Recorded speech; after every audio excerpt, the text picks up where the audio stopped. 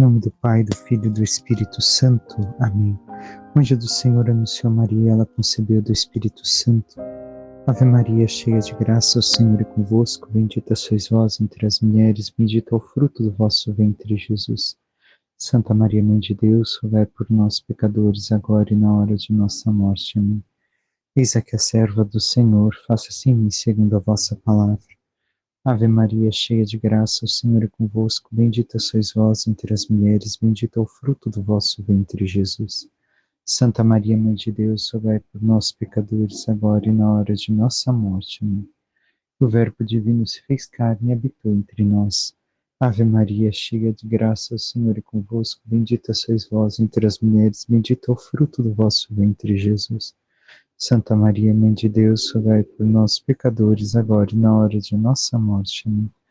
Rogai por nós, Santa Mãe de Deus, para que sejamos dignos das promessas de Cristo. Oremos, infundi, Senhor, em nossas almas a vossa graça, como vos pedimos, para que nós, que pela anunciação do anjo viemos a saber o mistério de vossa encarnação, paixão e morte de cruz, cheguemos um dia à glória eterna dos céus pelo mesmo Cristo, Senhor nosso. Amém.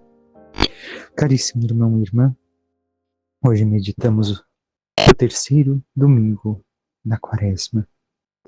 E o Evangelho passa de São Mateus a São João. Por quê?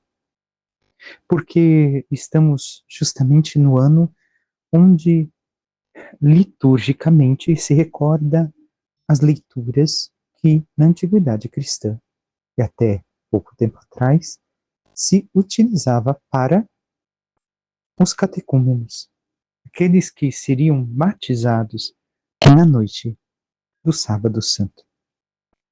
E também, recordemos, caminho quaresmal é um reviver ou viver o nosso batismo.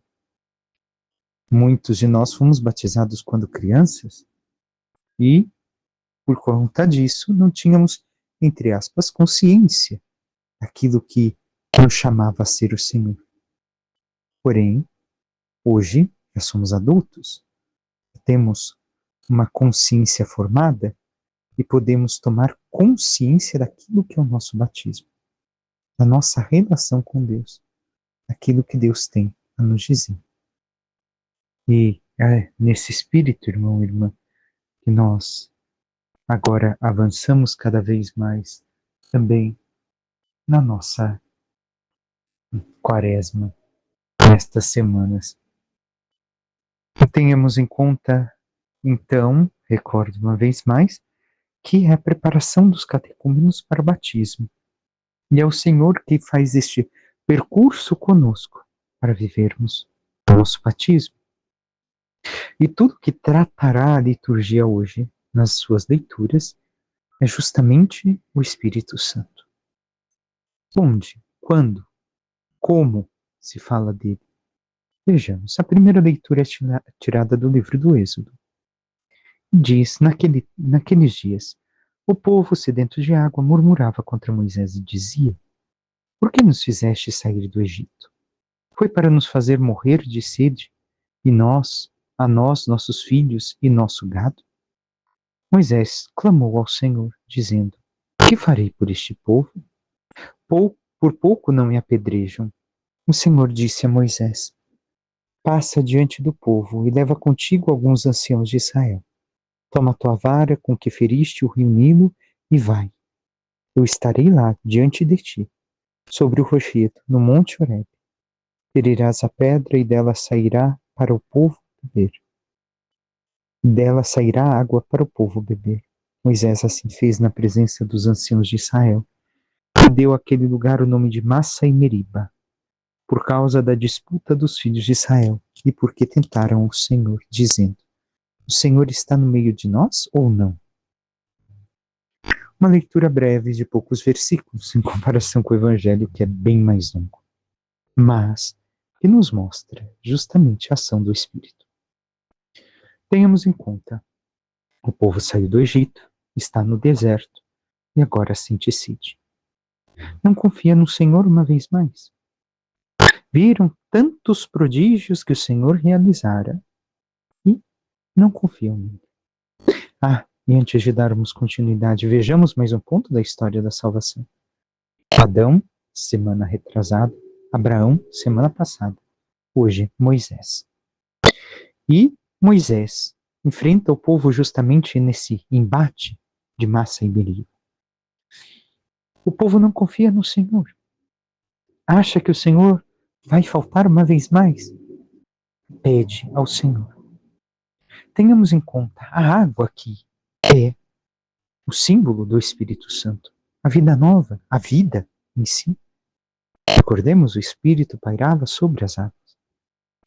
Então, o povo, uma vez mais, quer um sinal do Senhor. O Senhor, como bem sabemos, vai dar, ainda vai conceder. Que o povo vai receber da água para saciar a sede física. Mas o Senhor o que quer dar é o seu Espírito. É isso que quer derramar sobre nós. E tenhamos em conta ainda mais uma reclamação. O povo de Israel tinha os deuses do Egito. Agora não confia mais no Senhor, seu Deus. Nos tirou daquela situação de vida, daquele conforto que nós tínhamos, daquilo que nós vivíamos de bom, nos tirou das cebolas do Egito para agora nos matar de fome, de sede, como bem sabemos, em diversos momentos Israel vai murmurar contra o Senhor. E quer retornar aquilo que era a sua idolatria. Mas o Senhor mostra que ele não falha. E concede ao povo de Israel a água. Dá a água, não só de beber, mas também o seu Espírito Santo. E nós, qual confiança temos no Senhor? Confiamos ou murmuramos? Ou simplesmente debatemos com o Senhor o tempo todo? Reclamamos a vida que levamos? Passemos agora no Salmo brevemente. O Salmo justamente recorda este momento. Hoje não fecheis o vosso coração, mas ouvi a voz do Senhor. O coração não deve de estar fechado. O coração, recordemos, é o nosso ser, nossa mente, nossa capacidade intelectual. E depois vai retratar este salmo justamente aquilo que aconteceu com o povo de Israel. Oxalá ouvisseis hoje a sua voz. Não fecheis os corações como em Meriba, como em Massa no deserto aquele dia, em que outrora vossos pais me provocaram, apesar de terem visto as minhas obras. Ou seja, viram todas as maravilhas do Senhor e continuaram provocando, apesar de todas as maravilhas que viram. Passemos ao Evangelho. Que o Espírito Santo nos ilumine a entrarmos, porque este Evangelho é longo, mas além de ser longo, o que tem, ele, para se aprofundar, um dia seria muito pouco para entrarmos em tudo aquilo que este Evangelho tem a nos dizer. Então, relacionamos com a primeira leitura. Vejamos. É o texto da Samaritana, João 4. Apenas Jesus, no capítulo anterior, falara com Nicodemos, que encontrou com Jesus durante a noite. Pediu a Jesus para nascer de novo, da água e do Espírito. Nascer novamente. E agora que ele compreendeu, vemos o Senhor que encontra esta samaritana. Naquele tempo, Jesus chegou a uma cidade da Samaria, chamada Sicar, perto do terreno de Jacó, que Jacó tinha dado ao seu filho José. Era aí que ficava o poço de Jacó. Cansado da viagem, Jesus sentou-se junto ao poço.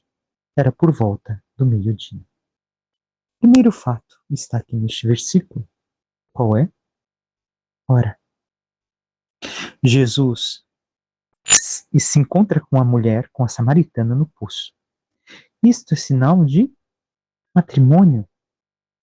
Todo o casamento no Antigo Testamento se desenvolvia no poço.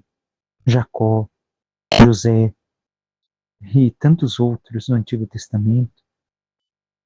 Ali encontraram o matrimônio. Aqui, continuemos o texto. Diz ainda que era por volta do meio-dia. Ora, a tradução, até para mim hoje, me equivoquei em um certo aspecto. Por quê? Porque Era por volta da hora sexta. E isso tem um sentido.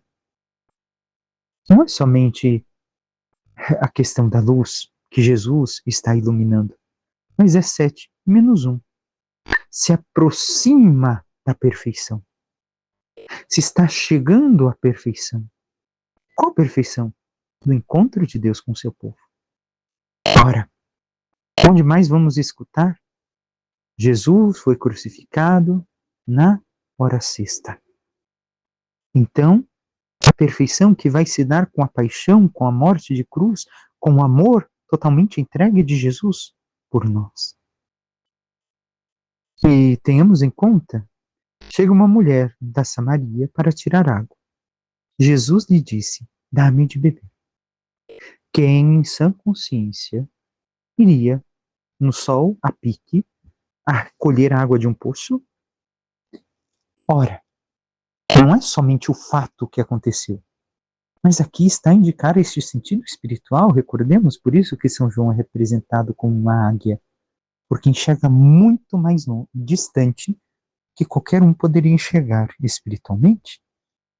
Então, esta mulher que vem ali tirar água, ao meio-dia, tem algo a nos dizer. É a humanidade perdida, que se aproxima de Jesus. E agora Jesus diz o que a humanidade? Dá-me de beber. Onde vamos escutar uma frase semelhante a esta uma vez mais? Tenho sede. Na cruz. Jesus, que tem sede do quê? A oração coleta de hoje da missa justamente diz. Tu que suscitastes a fé, e por causa da fé fizestes com que crescesse, aquecesse em seu coração o amor. De quem? Da samaritana. Então Jesus tem sede de fé, tem sede de amor. E Jesus está pedindo isto a esta mulher, que representa a humanidade caída. Os discípulos tinham ido à cidade para comprar alimentos. A mulher samaritana disse então a Jesus: Como é que tu, sendo judeu, pedes de beber a mim, que sou uma mulher samaritana? De fato, os judeus não se dão com os samaritanos. Ora, esta mulher samaritana, o que fala Jesus? Primeiramente vai chamá-lo de judeu. Vejamos, ao longo do texto vai tendo um crescer de conhecimento de Jesus conforme se dialoga com ele, conforme se escuta. Primeiro está chamando de judeu, depois vamos ver como vai chamar a Jesus logo adiante. Como pedes de beber a mim, que sou uma mulher samaritana? O que poderemos dizer dela em relação à humanidade, em relação a todos nós? Como tu pedes de beber a mim, como tu pedes algo a mim, que sou um pecador, que estou completamente errado, porque para os samaritanos sabiam que eram assim que eram considerados pelo povo judeu. São judeus? Sim, pertencem ao povo de Israel. Porém, vamos ver ao longo do texto o que aconteceu, que se afastaram tanto e que havia uma grande inimizade. Tenhamos em conta, havia esta grandíssima inimizade entre judeus e samaritanos? Sim, por causa da mescla dos samaritanos com o paganismo, com a idolatria.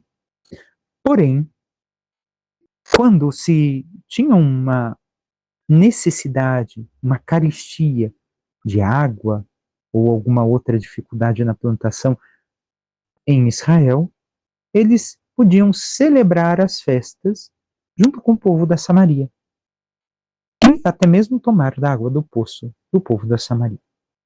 Se acabava todo o problema. Mas depois, no dia a dia, voltava-se de novo aquele entrave, aquele problema entre judeus e samaritanos. Sigamos. Respondeu-lhe Jesus: Se tu conhecesses o dom de Deus, e quem é que te pede, dá-me de beber, tu mesma lhe pedirias a ele, e ele te daria água viva.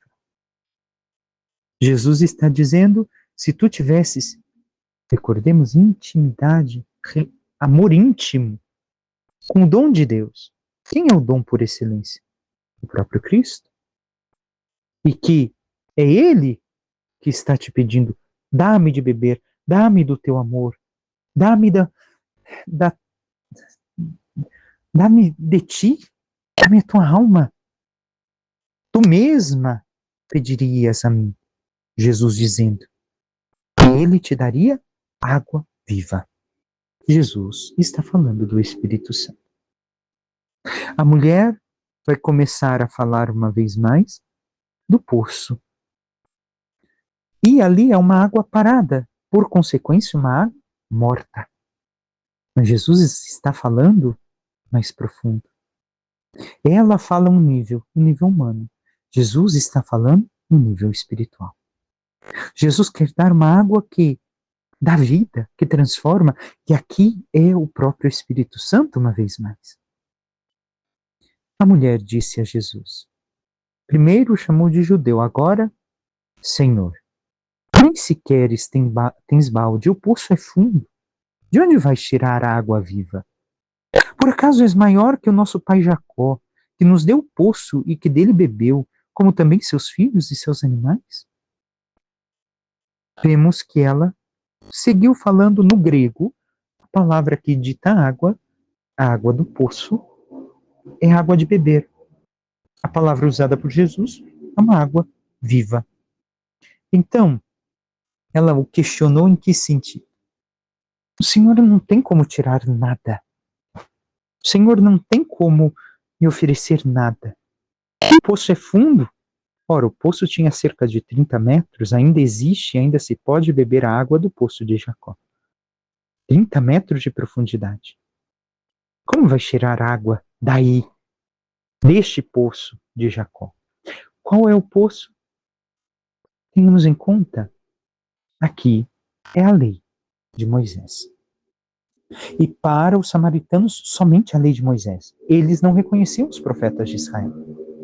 Por isso, para eles, havia esta dificuldade de se chegar ao fundo do poço e retirar a água. Aqui no sentido espiritual, hein? Não, que é também, retrata aquilo que se vive fisicamente, 30 metros para descer e depois puxar sem nada mecânico, é uma dificuldade imensa. É um balde pesado depois. Mas aqui é o sentido espiritual, como é tão difícil já de tirar, e como que o Senhor vai me dar algo? Não tem, é impossível. Recordemos, para o povo da Samaria, os profetas não existem. E assim, Jesus, logo em seguida, vai responder. Respondeu Jesus, todo aquele que bebe desta água terá sede de novo. Mas quem beber da água que eu lhe darei, esse nunca mais terá sede. E a água que eu lhe der se tornará nele uma fonte de água que jorra para a vida eterna. Ora, Jesus está dizendo, quem fica somente na lei vai ter sede de novo. Vai necessitar de novo de voltar à lei. Aqueles que têm confiança em si, que eu cumpro regras, que eu faço, mas Jesus está chamando na liturgia de hoje, mais uma vez, a esta relação íntima de amante e amado, aquele que ama e aquele que é amado. Então diz, mas quem tomar da água que eu lhe der, tomará, se tornar, tomará e nele se formará uma fonte de água que jorra para a vida eterna. Aqui está falando da cruz, o Espírito que vai ser dado, a vida eterna que vai nascer. Então ele oferece o quê? Água viva, a fonte que brota, que dá vida, que transforma, que purifica. Porque se não é uma água parada, a água de um rio leva toda a imundície, leva toda a sujeira. Então esta é a água viva que corre, que brota, que jorra e que ele quer dar também a nós, o seu Espírito Santo uma vez mais. O seu Espírito Santo que será dado na cruz, por isso, jorra para a vida eterna. A mulher disse a Jesus, Senhor, dá-me dessa água, para que eu não tenha mais sede, e nem tenha que vir aqui tirar. Ela pede: dá-me do teu espírito, transforma a minha vida, me ajuda a viver melhor, para que eu não tenha mais que ficar dependente somente da lei. Eu quero viver aquilo que tu dizes. E o que diz o Senhor? Disse-lhe Jesus: vai chamar teu marido e volta aqui. Estamos vendo aqui a relação de amor que Jesus quer instituir com essa mulher. E recordemos com a humanidade o que ele está querendo dizer a cada um de nós. A mulher respondeu: eu não tenho marido. Jesus disse: disseste bem que não tens marido, pois tiveste 5 maridos, e o que tens agora não é o teu marido. Nisto falaste a verdade. Então, a mulher disse que não tem marido, que o que ela viveu foram relações, e aqui o texto também está a tratar do que? Recordando a história do profeta Oséias. Se temos a possibilidade, leamos a profecia de Oséias, onde o Senhor lhe manda casar com uma prostituta. Ela é fiel a ele? Não. Infiel uma vez, infiel outra, e outra, e outra. E quando ele tem todo o direito de mandar apedrejá-la, ele não faz porque a ama. E mostra o amor de Deus para com seu povo. E mostra que aquilo que Jesus está demonstrando para nós, que o amor vem antes do perdão. O amor chega por primeiro. E é isso que ele está querendo dizer a nós, que ele nos amou e que agora, como vai dizer São Paulo na segunda leitura, que espera que nós correspondamos ao amor. Continuemos. Então, disse Jesus, tiveste 5 maridos. Sabemos muito bem a idolatria na Samaria, pela convivência com o povo pagão. A Samaria tem 5 montes, e em cada um destes montes existia o templo para um deus pagão. Então, o povo da Samaria vivia na idolatria, como muitas vezes vivemos. Quando nos apegamos ao mundo, ao pecado, às coisas que o mundo oferece, ora, aí está a idolatria. Aí estão os montes a quem muitas vezes recorremos e deixamos Deus de lado. E deixamos o amado de nossa alma de lado. Jesus fala dos 5 e depois o 6º marido que você tem agora. Tampouco é teu marido. Mas vejamos, os 5 também nos recordam algo mais. O quê? Nos recordam justamente os 5 sentidos, onde muitas vezes nos deixamos dominar pelas paixões da nossa vida, da nossa humanidade, do nosso corpo, e nos esquecemos do Senhor Deus. Sigamos. Agora a mulher vai dizer a Jesus mais uma coisa. A mulher disse a Jesus: Senhor, vejo que és um profeta. Judeu, Senhor, profeta. Aumentou. Agora ela está tendo o conhecimento mais profundo, porque está dialogando, tendo esta intimidade com Jesus, está sendo trabalhada, iluminada por ele, e por isso cresce neste conhecimento. E agora ela diz: os nossos pais adoraram neste monte, mas vós dizeis que em Jerusalém é que se deve adorar. Disse-lhe Jesus: acreditai-me, mulher. Jesus dirige a ela a palavra mulher, que aparece 2 vezes no Evangelho de São João para sua mãe, e que representa a humanidade. Então, vemos que esta relação de esposo e esposa que Jesus quer manter espiritualmente com esta alma. Então, acredita-me, mulher, está chegando a hora em que nem neste monte, nem em Jerusalém adorareis o Pai. Vós adorais o que não conheceis. Nós adoramos o que conhecemos, pois a salvação vem dos judeus. Ora, Jesus está falando aqui dos profetas. Vós não conheceis os profetas. Vocês adoram, mas não sabem a quem adoram, porque não aprofundaram vossa vida de fé, porque não conhecem plenamente a palavra de Deus. Nós sim. Mas a salvação vem dos judeus. Quem é a salvação? Ele. Ele está falando de si mesmo aqui. E segue, mas está chegando a hora, e é agora, em que os verdadeiros adoradores adorarão ao Pai, em espírito e em verdade. Ora, o que é adorar em espírito e em verdade, sem distorcer o texto? Como muitos dizem, eu adoro ao Pai em espírito e em verdade, na minha casa eu rezo, não sei o quê. Não, não é isso. Em espírito quer dizer o Espírito Santo, que é doado, Espírito e verdade, o próprio Espírito Santo dado a nós. Mas o Espírito é a ruá, o sopro, o alento de vida. Então, com a vida e na graça. A minha vida é transformada pela graça. É isso que Jesus está dizendo. É assim que adorarão o Pai. Não somente no templo, basicamente, mas com a vida, com a tua história, com a vivência do batismo. A mulher disse a Jesus: sei que o Messias, que se chama Cristo, vai chegar. Quando ele vier, vai nos fazer conhecer todas as coisas. Vai nos fazer aprofundar, ter intimidade com todas as coisas. Disse-lhe Jesus: sou eu que estou falando contigo. Então vemos, primeiro ponto, a mulher chamou judeu, Senhor, profeta, Messias. Viu agora quem é Jesus, porque Jesus lhe revelou quem ele é. Nesse momento chegaram os discípulos e ficaram admirados de ver Jesus falando com a mulher. Mas ninguém perguntou: o que desejas? Ou por que falas com ela? Então a mulher deixou o cântaro e foi à cidade dizendo ao povo: vinde ver um homem que me disse tudo o que eu fiz. Será que ele não é o Cristo?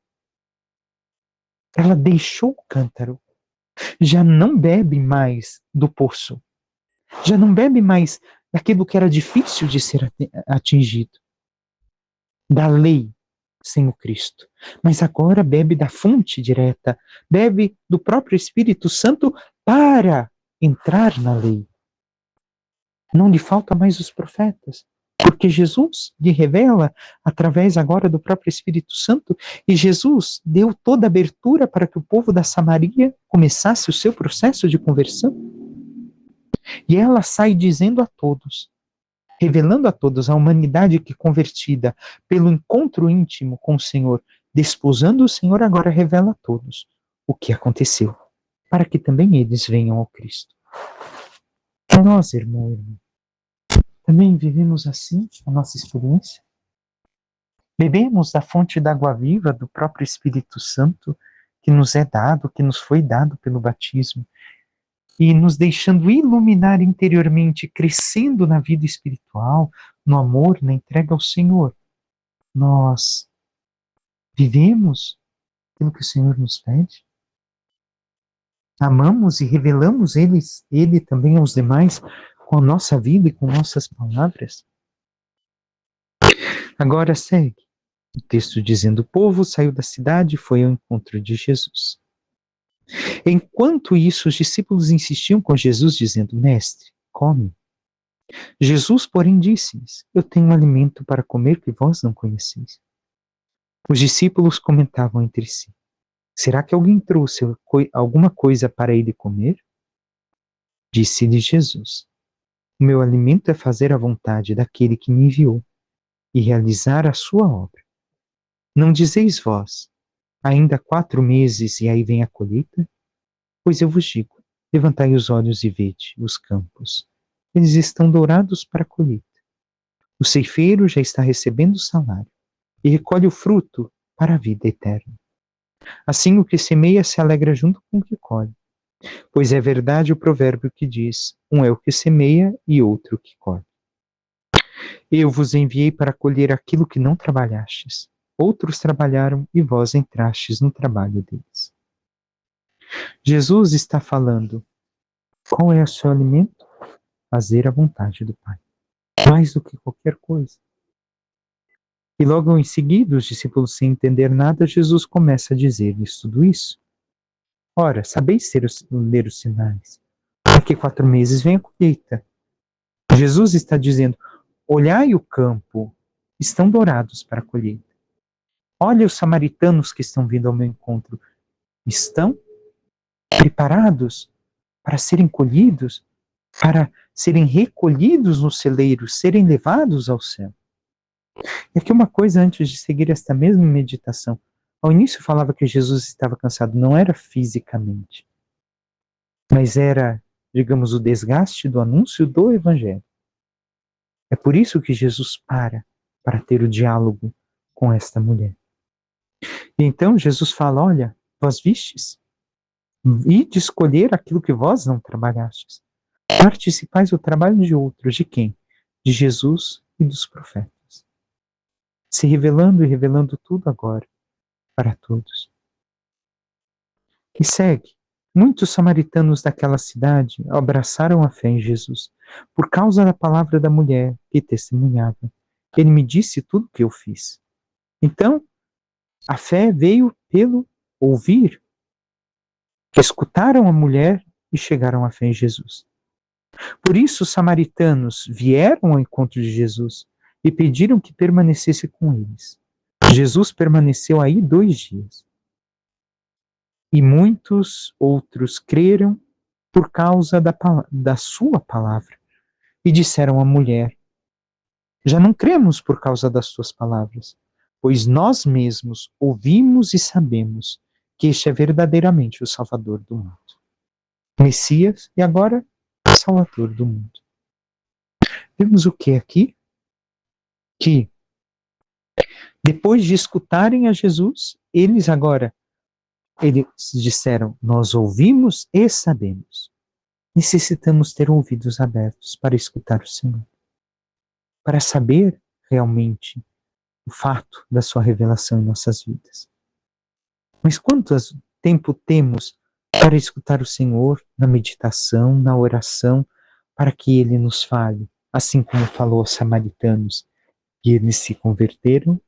Porque é muito fácil, tantas vezes, ir, viver, participar da missa somente na correria, vou, participo da missa, acabou a missa, volto para casa, mas viver o que o Senhor me pede, e anunciar o que o Senhor me pede.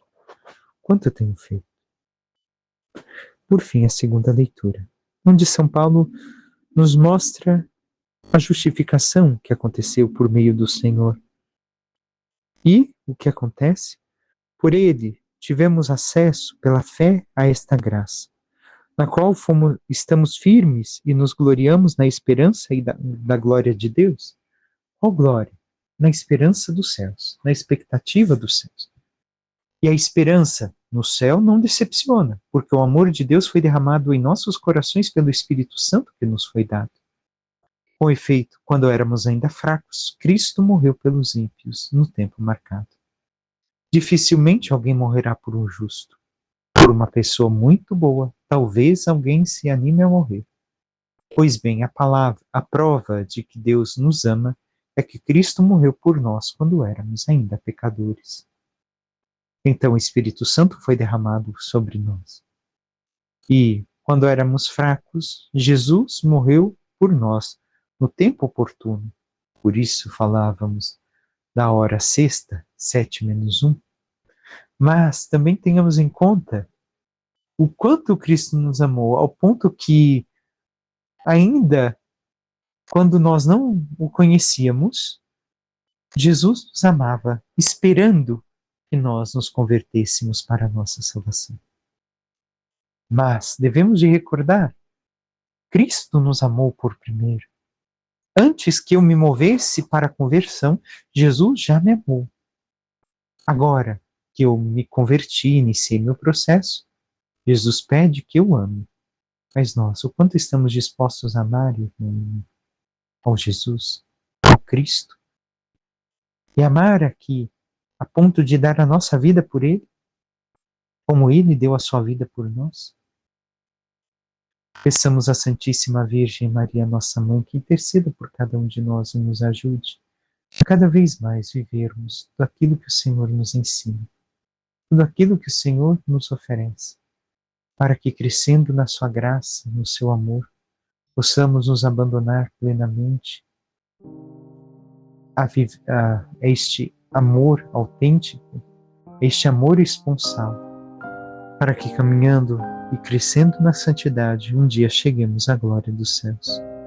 Louvado seja nosso Senhor Jesus Cristo, para que sempre seja louvado.